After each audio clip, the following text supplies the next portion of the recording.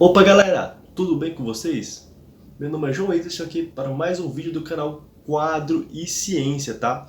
Hoje eu quero conversar um pouco com vocês sobre a importância da ciência nessa pandemia, tá? Algo em destaque, e um pouco sobre como a ciência é feita. Então, bora lá! Galera, inicialmente, essa pandemia que nós estamos vivendo é uma questão de saúde, né, em sua essência, mas ela tem vários desdobramentos sociais e algo que traz a ciência à tona. Então, eu quero trazer um pouco assim, da importância de cada área da ciência, né, que muitas vezes é questionado na escola, por que nós dedicamos tanto tempo para que os alunos aprendam certas coisas se eles tecnicamente não vão usar. Bom, se você já pegou essa questão alguma vez, eu recomendo que você veja o meu último vídeo aqui, tá? Sobre calculadoras não sabem matemática, um texto que eu escrevi, eu narrei lá, muito legal, um pouco mais nessa área da matemática, né, da sua aplicação, de por que a gente tem que estudar matemática hoje, se existem calculadoras, um pouco para refletir sobre o nosso modelo de escola. Mas, voltando aqui para o foco desse vídeo, por exemplo, nós queremos muito que uma vacina, certo? Mas a vacina, né, não importa assim qual a doença, mas a ideia de vacina, ela nasce com a ciência. A aplicação do método científico, a gente compreender como o nosso corpo adquire imunidade. A gente vê empiricamente, né, exemplos disso. Tem todo um estudo metódico. Então, tudo isso é importante. A gente tem que compreender o vírus, sabe? E é o que a ciência nos possibilita. Como é que nós conseguimos identificar que a razão de uma doença é algo tão ínfimo, menor do que o comprimento da luz visível. Ou seja, ele não tem nem cor e, por motivos óbvios, é claro que a gente não consegue enxergar.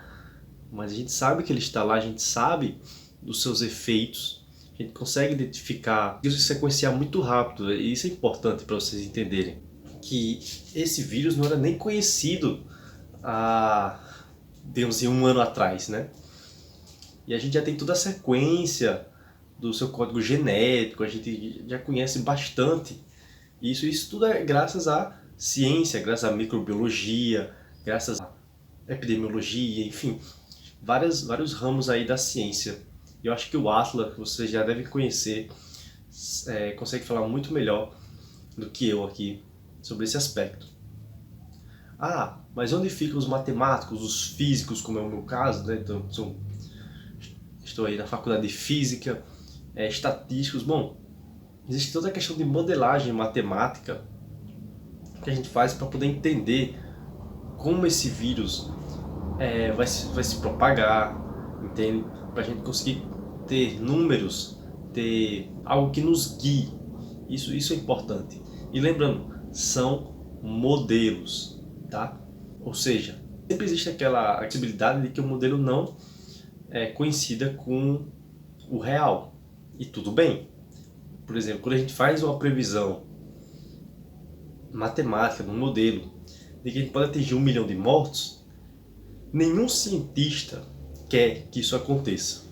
Isso é importante. A gente avisa que essa possibilidade é real, que esses números são coerentes, se não tomarmos nenhuma atitude.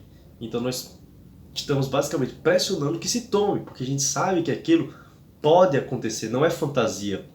Entende? O modelo C, né, que vem do inglês, mas basicamente divide a população em 3 categorias, né? Os suscetíveis, os infectados e os recuperados, que nesses recuperados incluem pessoas que realmente estão curadas ou mortos, né? Devido à população dessa forma, é baseado em equações diferenciais, sabe? Algo que vem lá do cálculo. As constantes utilizadas ali são, de certa forma, empíricas. A gente pega, faz uma modelagem, vendo os números registrados.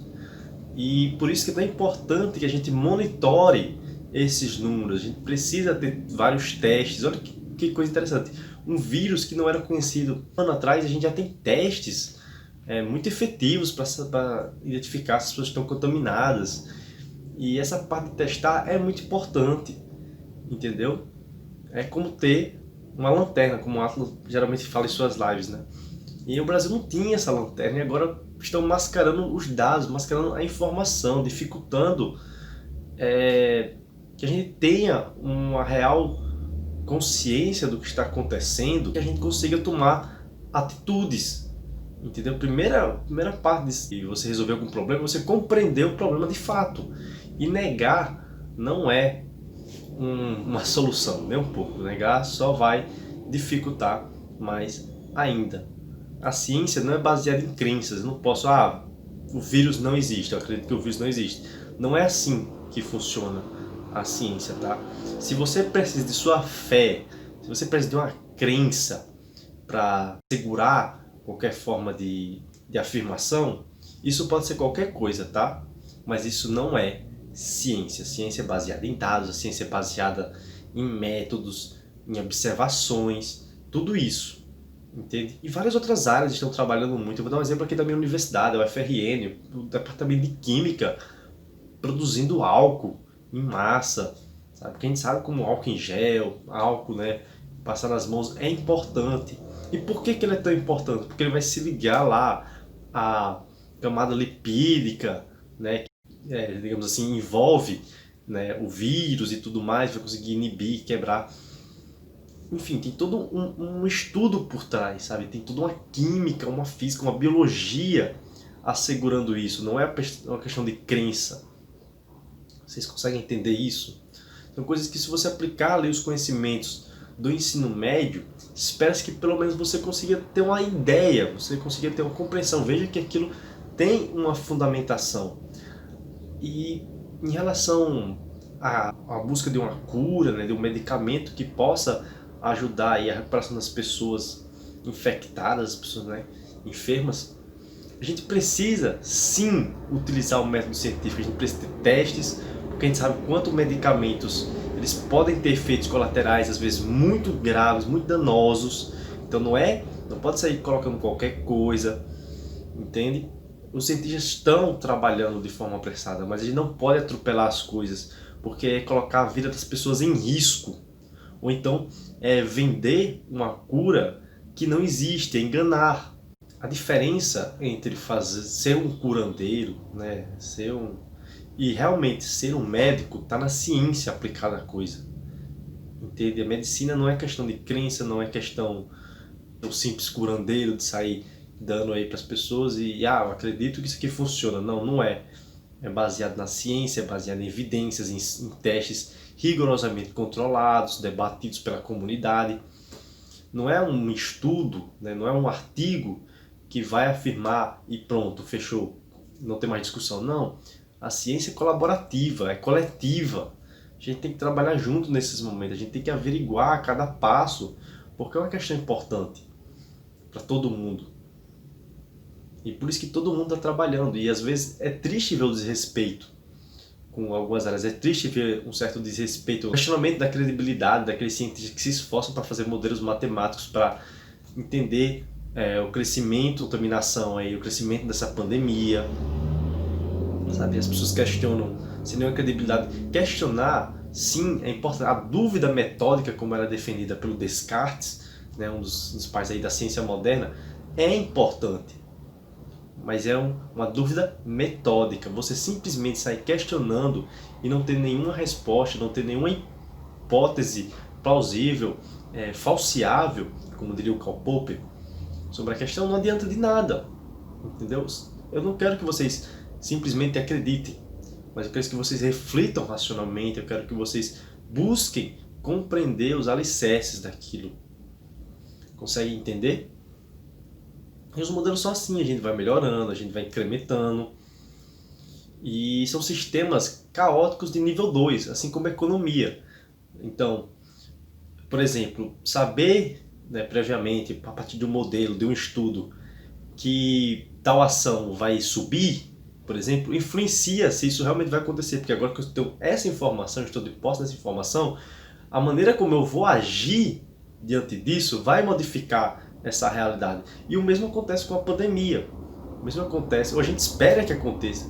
Quando a gente vê uma previsão catastrófica, uma previsão ruim, a gente espera que as pessoas tomem medidas, os governos e tudo mais, para que isso não aconteça. Entende? E os cientistas não estão falando isso por alarmismo, estão falando porque eles têm propriedade no assunto. Entende? E não é interessante ficar nesse jogo de esperar ver se vai chegar ou questionar. Ah, tá aí, você prometeu 1 milhão e não chegou. Mas ninguém quer que chegue, ninguém prometeu e ninguém quer que chegue a esses números. Mas infelizmente, se a gente ficar nesse descrédito à ciência, esse negacionismo que hoje é tão forte, um anti-academicismo, infelizmente talvez isso aconteça. E para aqueles que ficam perguntando, ah, e a economia? Lembre-se que a economia também é uma ciência, tá? A economia tem os seus métodos, tem suas bases, não é uma questão de crença, não é uma questão de apenas correntes de pensamento, ah, porque eu acho que é isso e acabou. Então, está sendo um desafio também para a economia lidar com isso, propor soluções viáveis. Mas a gente precisa ter esse respeito pela ciência, a gente precisa primeiro compreender como ela funciona e ver o quanto é importante que todos hoje trabalhem junto. E é praticamente a forma da gente sair dessa.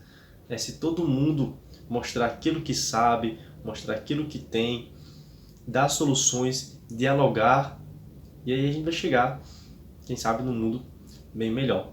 Então, essa é a reflexão que eu tinha para hoje, tá? Um vídeo mais de última hora, assim, mas eu acho importante falar sobre isso. Então, se você gostou, curta, compartilha, comenta, e é isso.